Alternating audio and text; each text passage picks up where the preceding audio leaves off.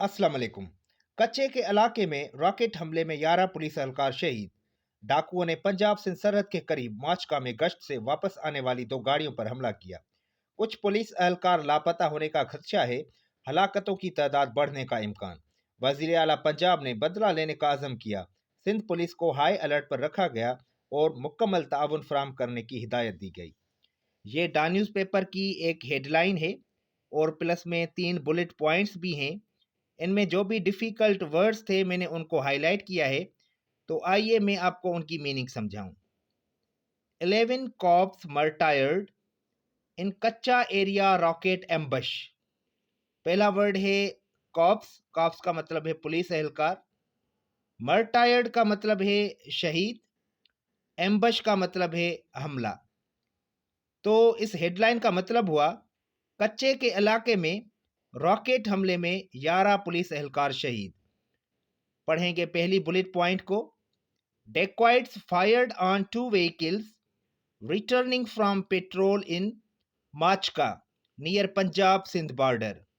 Dacoits का मतलब है डाकू। फायर्ड ऑन का मतलब है फायरिंग की।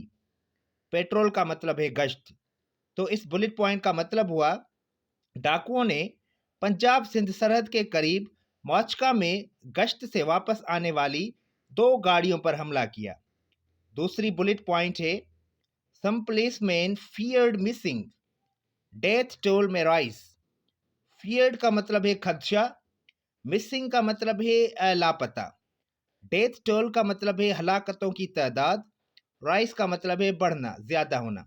तो इस बुलेट पॉइंट का मतलब हुआ कुछ पुलिस एहलकार लापता होने का खदशा है, इम्कान है, हलाकतों की तादाद बढ़ने का इम्कान। लास्ट में बुलेट पॉइंट है Punjab CM chief minister वाउज retribution. Sindh police placed on high alert ordered to extend full cooperation. यहाँ पे पहला वर्ड है वाव। वाव का मतलब है अहद करना, वादा करना। रेट्रीब्यूशन का मतलब है बदला। प्लेस्ड ऑन हाई अलर्ट का मतलब है हाई अलर्ट पर रखना। एक्सटेंड का मतलब है फ्राहम करना।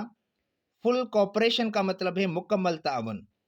तो लास्ट हेडलाइन का बुलेट पॉइंट का मतलब हुआ वजीर आला पंजाब ने बदला लेने का अज़म किया। सिंध पुलिस को हाई अलर्ट पर रखा गया और मुकम्मल ताउन फराहम करने की हिदायत दी गई। डा न्यूज़पेपर को पढ़ना बहुत ही आसान होता है। जो भी हमारे भाई या बहनें CSS के लिए तैयारी कर रहे हैं उनको तो डेली बेस पे डा न्यूज़पेपर को पढ़ना चाहिए। शुरू में आप इनको पढ़ेंगे तो आपको थोड़ी डिफ़िकल्टी होगी, लेकिन जैसे जैसे आप इसको पढ़ा करेंगे तो वही सेम वर्ड्स इस्तेमाल होते हैं और फिर उनको समझना आसान होता है। और दूसरी बात, डा न्यूज़पेपर में वर्ड्स थोड़े डिफ़िकल्ट इस्तेमाल किए जाते हैं। तो जब भी आपको कोई न्यू वर्ड मिले तो आप उसकी मीनिंग निकालें और प्लस में दूसरा जो आपको काम करना है वो ये है वो उसके सिनोनिम्स भी निकालें और प्लस में एंटोनिम्स भी निकालें और उनको सेंटेंसेस में इस्तेमाल करना सीखें।